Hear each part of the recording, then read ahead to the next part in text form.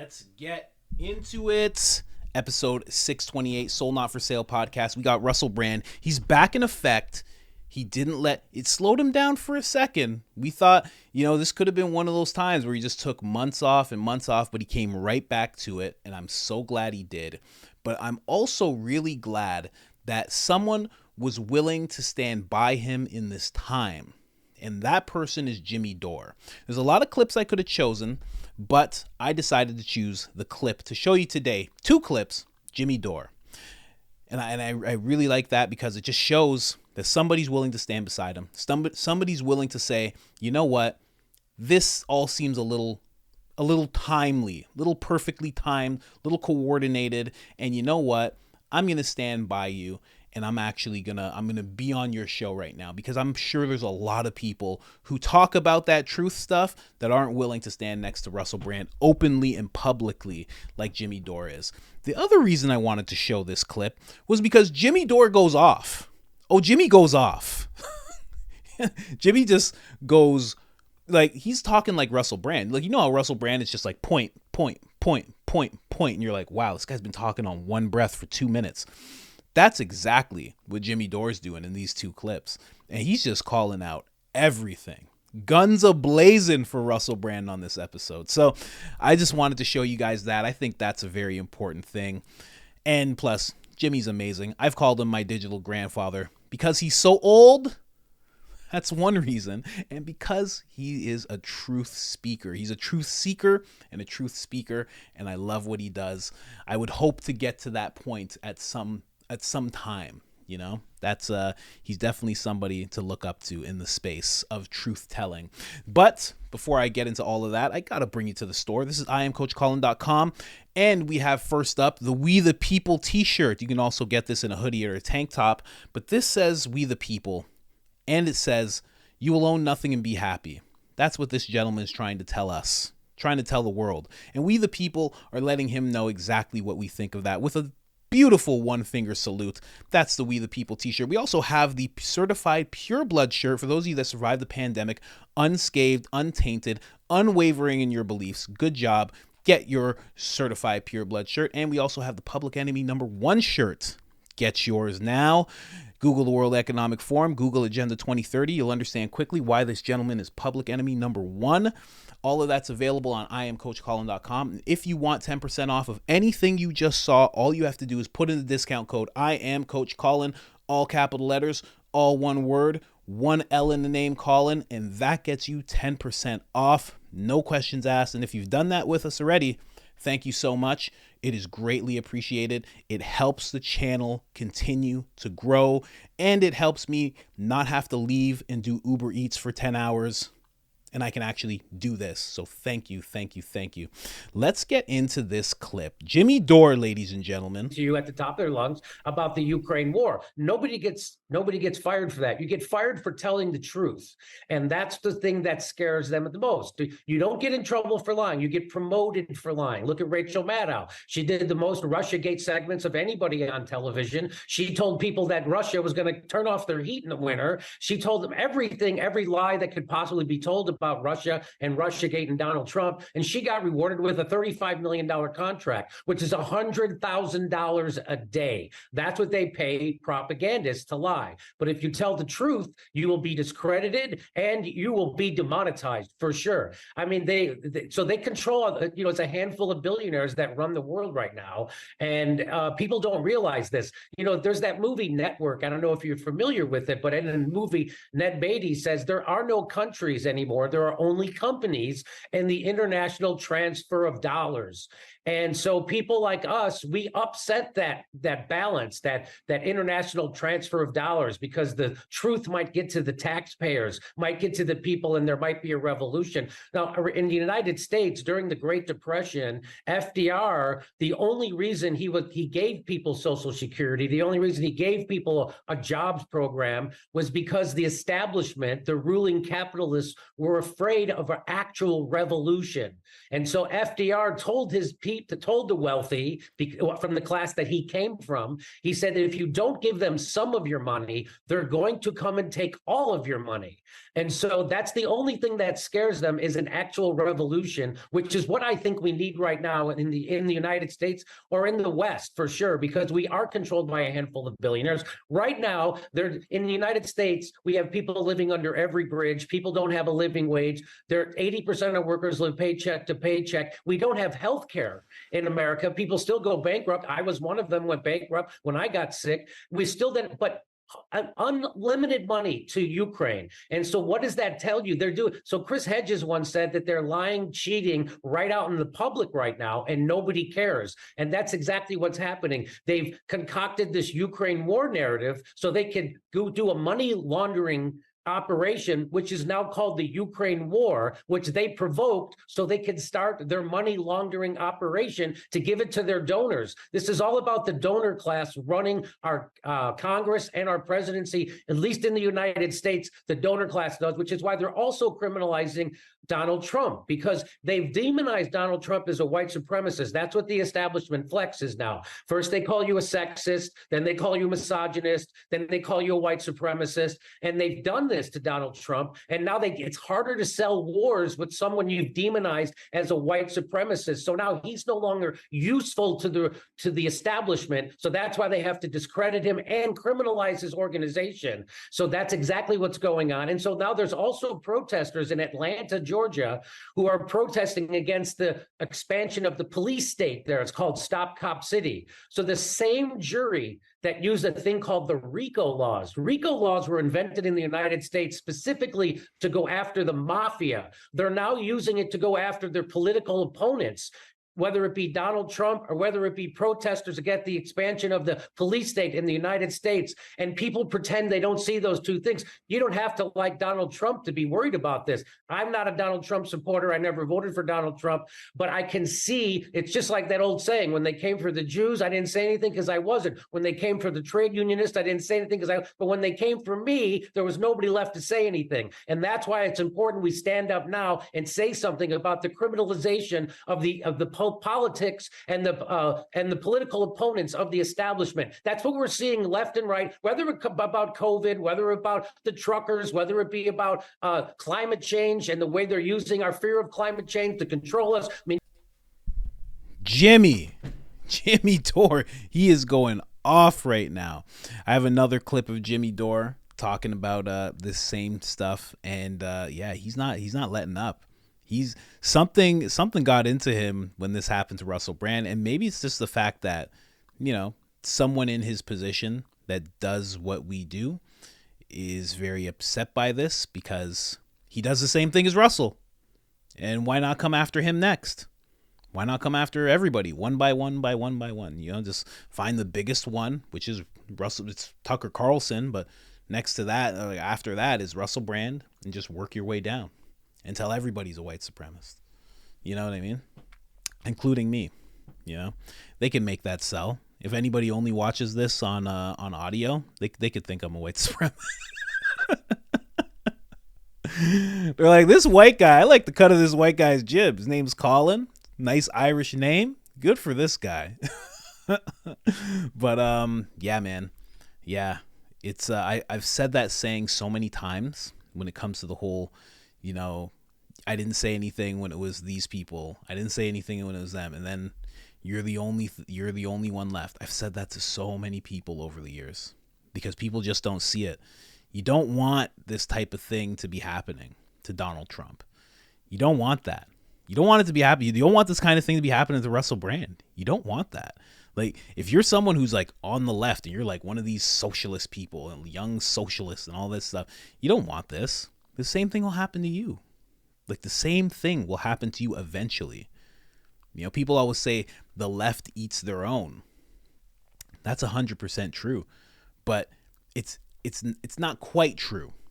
The machine is most active in the left right now. It's active in the right too, but it's most active in the left right now. And it's the machine that eats its own. It's not the left. because you let that spread over to the right, and that machine will eat the right as well. It'll make us all celebrate it as it happens. Like, it's just, you got to watch out. You really got to watch out for this type of stuff. But yeah, Jimmy Dore. Let's go to the next clip of Jimmy Dore. Russell Brand. You can even see, I wonder if the people who were helping him actually do this show stepped back from him, because he's not set up the same way. I wish I was near where he was. I would so volunteer to work on his show, like, right away. But he's, like, in London, so it's not going to work. But it seems like the production value went down a touch. Like, maybe some lighting people went away. Like, I'm not sure. But it's very sad to think that would happen.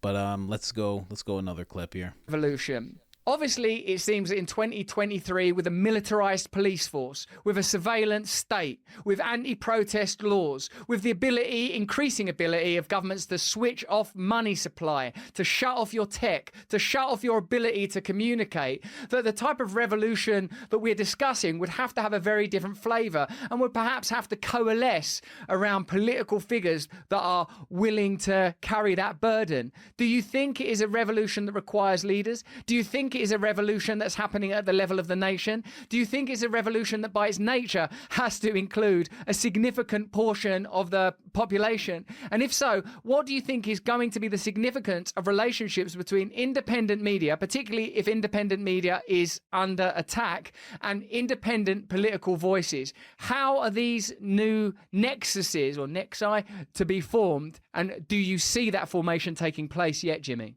Well, I do. I think Bobby Kennedy, as his almost entire campaign is being run in alternative independent media. He's going around the mainstream news media, and he's going directly to the people. He's going through podcasts.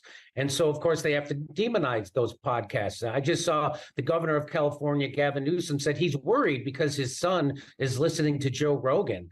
And I'm like, yeah, well, guess what? Joe Rogan didn't lie to his kid about the Ukraine war, about the truckers, about COVID mandates, vaccines, lockdowns. Guess who did? Gavin Newsom did, and the establishment. This idea that the corporate news and the government officials put forward that somehow we're at risk, imperiled by independent media spreading misinformation. Well, I'm here to tell you, we all know that the number one spreader of misinformation and lies is the government. The second is the corporate media. And third is everybody else. And it's a distant third. And so this idea that we have to worry about independent citizens having an opinion and sharing it on social media, that's the problem, again, is misdirection. It's having us turn on each other instead of turning on the powerful. And so we have to keep our eye on the ball. And what happened is, I remember when Christian Smalls, if you don't know who that is, he started the Amazon Union on Staten Island in New York City. And he was a black guy who got fired by Amazon at the beginning of COVID. And he stood out there and he organized those workers against them. And who did he organize with? He organized with Trump voters, because that's who is on Staten Island. That's who's working at that Amazon fulfillment center. So this is class. Yeah. They don't want us coming together by class. That's why they stress identity politics. Let's remember what identity politics is. Instead of the establishment fixing a problem, what they do is they put someone in charge of the problem from a marginalized group. So now if you still complain about that problem, they can dismiss you as a phobe of some kind, a sexist, or a white supremacist. That's what that about. You know what I say? If it was 1860, the Democrats wouldn't be fixing slavery. They'd be bragging about their first transgendered slave owner. So this is real, and that's a joke, but it's also very serious, because they want us to identify as individuals, and they don't want us to identify along class lines, because that is the only thing that scares people. People from the left and the right and the center coming together to realize we have a common interest and a common enemy. That's the only thing that could scare them, and that's the only thing that will do anything to them. And that's why it was so important that they demonized the truckers in Canada. They had to call them white supremacists. They called them Nazis. And by the way, the truckers in Canada were vaccinated at a higher rate than the general population. They weren't protesting medicine. They were protesting bullshit authoritarianism. And they were right, and they were freedom fighters. But in the United States, our corporate media so propagandizes us that we can't tell the difference between a freedom fighter and a Nazi. We look at the truckers and we call them Nazis, and we look at the Nazis in Ukraine and we call them freedom fighters. That is the upside down, backwards world we have us us living in right now. It's actually literally Orwellian, where the meaning of words is being altered, where the ability to communicate is being shut down, where a kind of existential crisis is being induced so that people don't feel free to communicate, don't feel safe to have opinions, don't feel safe to knock the edges off between the obvious differences between people, that we can find common ground together. Man. Whew. Jimmy Dore, lighten it up, man. That was like if he was a politician, that would be it. He'd have my vote right away with that speech. Jeez. It's so, I've said this 100 times. Being somebody who's, I'm black and I've grown up around white people, if you can't tell by the voice, the cut of my jib. I've always seen that it's not as much about black and white as everybody would like to think. Black, white, brown, Asian, whatever. It's not as much man, woman. It's not about that as much as you'd think. It's really about, because every time when I was working in factories, because I've had to work so many jobs where, don't have any skills. I didn't have any skills, so I'm working in factories. I'm doing order picking the best I can. I'm lying about having a forklift license and all sorts of nonsense and learning on the job. And, I wasn't interacting with many black people. There's a lot of Filipino people. There's a lot of Asian guys. There's a lot of Eastern European guys. There's a lot of just straight up white guys. Like this. It was a mix of people, but we were all in exactly what Jimmy just brought up. We were all in the same class. We were all used to not having a lot, being in that position where if one extra thing popped up that month, it was like, you don't know where you're going to get that money. We were all in that certain class, and in the factory, you could come together. Like when I was working those jobs, you could come together really well. Doing Uber Eats. Oh, I don't encounter a lot of black guys. If I do, they're like straight from Africa, but it's a lot of brown guys, a lot of guys from Pakistan, India, Afghanistan, like all sorts of different places. You know what I mean?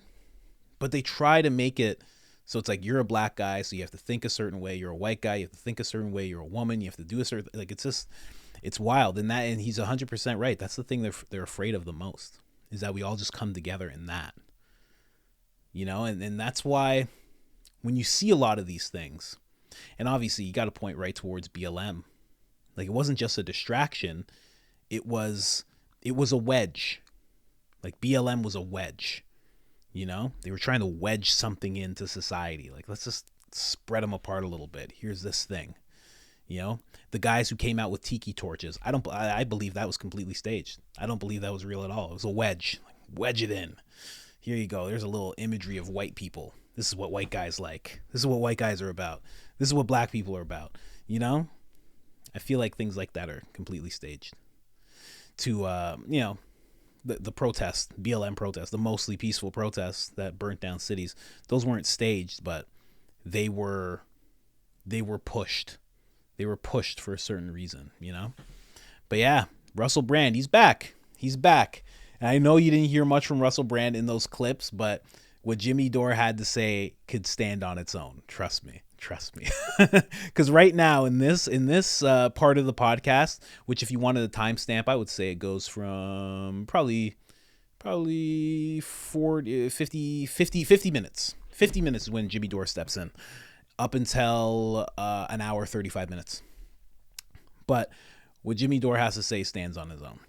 And Russell Brand's is kind of trying to ask him questions, and Jimmy Dore saying all the things that Russell, I wouldn't say doesn't have the heart to say right now, but he's been beat up a little bit through everything that's happened in the past 7 days.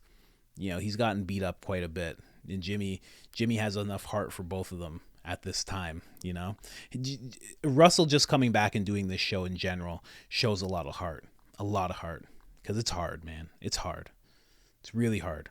I go through regular things that no one knows about, and jumping in front of camera is hard.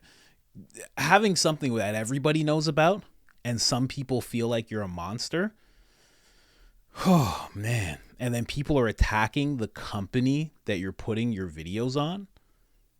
2 of them, because they were attacking YouTube too. YouTube just decided like, okay, we're gonna do it. Rumble got attacked as well. Now Rumble's losing advertisers, and it's because of him. They're saying it's because of him. It's not just like random like they usually do when they have these coordinated type of efforts. It's just like, no, this is directly because of the thing you're choosing to stand up for. Rough. It's really rough. But again, Russell Brand's back like always. Support the channel. The reason I didn't show too much also is because you got to support him at this time. At this time, he needs it the most. So, I always give, for those of you that don't jump on Rumble, you got a little bit of what's on Rumble right now. That doesn't happen for anybody. I chose to do that for you guys because my audience, that's what I'm going to do. But, if you are on Rumble, go and support. Give it a follow, give it a like, give it some engagement, give it a comment. Say I sent you. Say I sent you so I can interview Russell Brand. I've been trying to reach out. I can't get to him. If you're watching to this point, you probably like me a little bit. Say Coach Colin sent you, so he can understand who I am a little bit. Jimmy Dore too. I gotta meet Jimmy Dore once in my life. Jeez, if I could, oh man, I want him on my podcast. So want him on the podcast. All right, guys, other than that, like the video if you haven't liked the video already. Subscribe if you haven't subscribed already, because that's weird. That's weird. I get 5 million impressions every month, and not everybody's subscribed. I get 3 million unique viewers who aren't subscribed. You guys don't subscribe? Hit that subscribe button. What's going on with you guys? And hit the notification bell, because we make 1 to 3 videos a day, and it gets hard to keep up otherwise. Other than that, I am out.